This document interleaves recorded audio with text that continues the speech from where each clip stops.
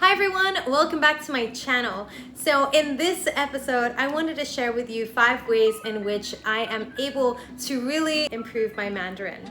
Step 1, what I do is I like to follow a Chinese newspaper app on my phone. So in my case, I use 星洲日报 and I love it because it's all in 简体字, it's all in simplified Chinese characters, which I do know how to read, whereas classical Mandarin is something I never studied, so that's a challenge maybe for another time entirely.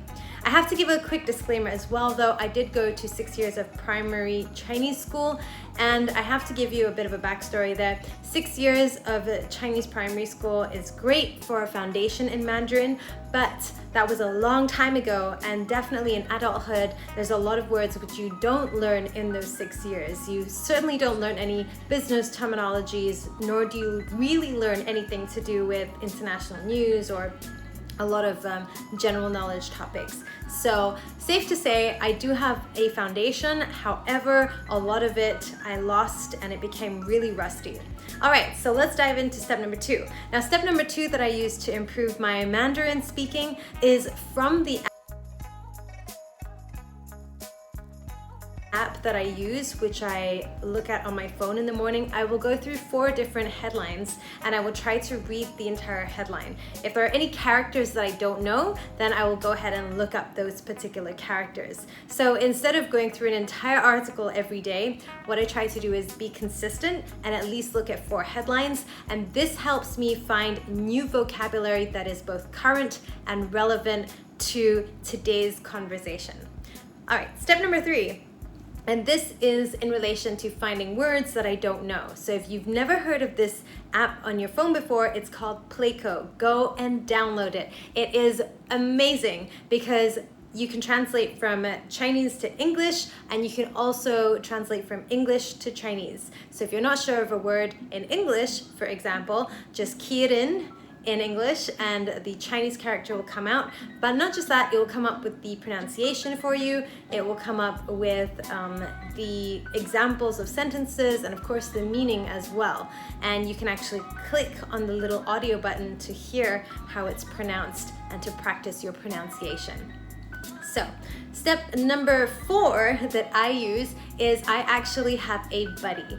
I think the buddy system is one of the best ways to learn a new language because it means that you're able to frequently converse with somebody on a regular basis. So it works even better if you become friends, because then it's not a forced situation and you don't need to feel awkward about trying to spark up a conversation.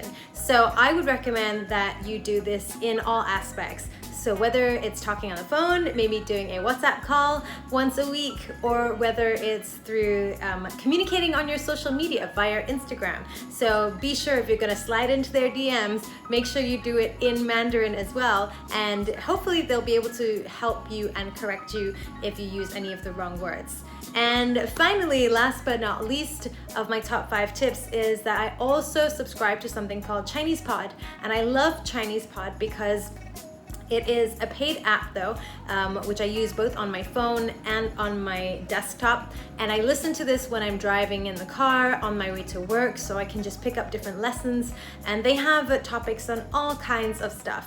Now the good part is they have one for beginners, they've got one for intermediate as well as advanced, and they even have media classes as well on current affairs and more general topics. So I really love using it because it gives me dedicated time to sit at home after listening to the podcast. I will actually go through it, write down everything, or in Mandarin we say 抄写. So I essentially copy down all the text to practice my writing, and then they also have little exercises. So it feels really good when I'm able to hit 90 marks and above.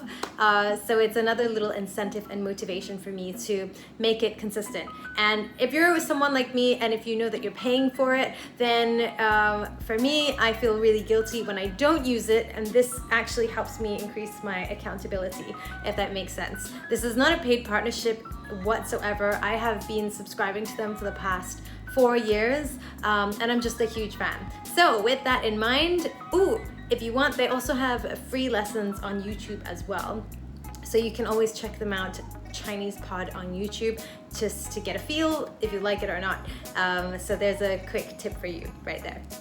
All right, so I hope you enjoyed this video. If you have your own tips on how you improve learning a new language or a second language that maybe you have a bit of a background in but you really want to get better at, please do comment below so I can learn as well. And share this video if you liked it. Don't forget to subscribe and hit that notification bell if you don't want to miss any of my videos. I'll be back with more content real soon. I'll see you in the next one. Bye!